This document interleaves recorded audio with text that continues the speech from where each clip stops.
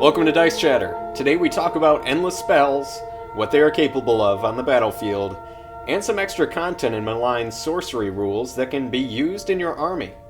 Let's get started. An endless spell is a spell that can be added to your army that all wizards in your army know. It is like casting Arcane Bolt or Mystic Shield, but a physical model shows up on the board. And they tend to be way more powerful than basic spells all wizards know.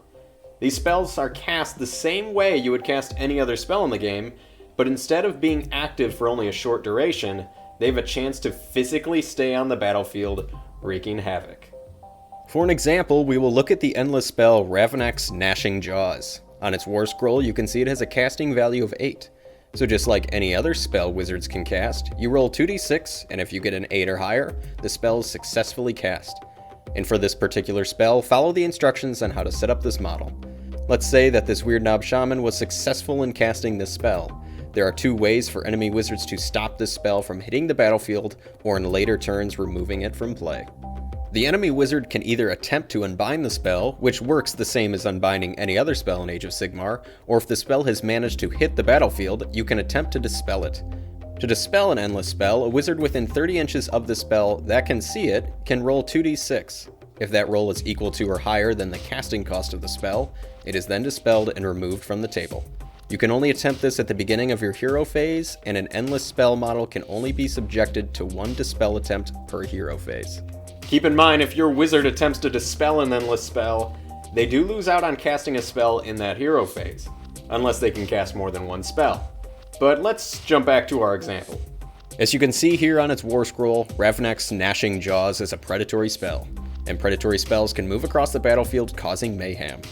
At the start of each battle round, and after players have decided who is going first, it is the player who is going second in the battle round that decides how these predatory endless spells move around on the battlefield. Before the turn begins, players will alternate picking a predatory endless spell to move. A predatory endless spell can only be moved once in a battle round, so if there are multiple on the table, choose wisely which one to move first. Now all effects and abilities of that predatory endless spell are resolved by the player that moves the spell. So if you win the roll-off and there are some scary endless spells on the table, your decision to go first or second may be difficult. Because if you go first, some screaming jaws may come back to chomp on your units. Another thing to point out in regards to all endless spells is that some are army specific. For example, only Beasts of Chaos wizards can cast the Wildfired Taurus and the Doomblast Dirgehorn. But since the Taurus is a predatory endless spell, opponents have the chance to send that bull back to your own army. Now there is one last thing I want to talk about that is inside the Malign Sorcery expansion book that you may want to try out in your army. And that is being able to choose some additional spells and artifacts for your wizards and heroes in your army. If you and your opponent have decided that you are battling in a specific realm, Gur, Shaman, Akshi, and so on, you can gain access to additional spells and artifacts that are available for both you and your opponent to use. Let's say you and your opponent are battling in Gur, the realm of beasts.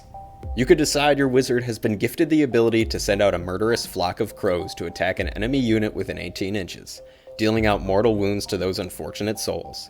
Or maybe you have given an artifact of power to your general, and with this weapon, it will make it easier to carve into his foes with his massive cleaver he carries.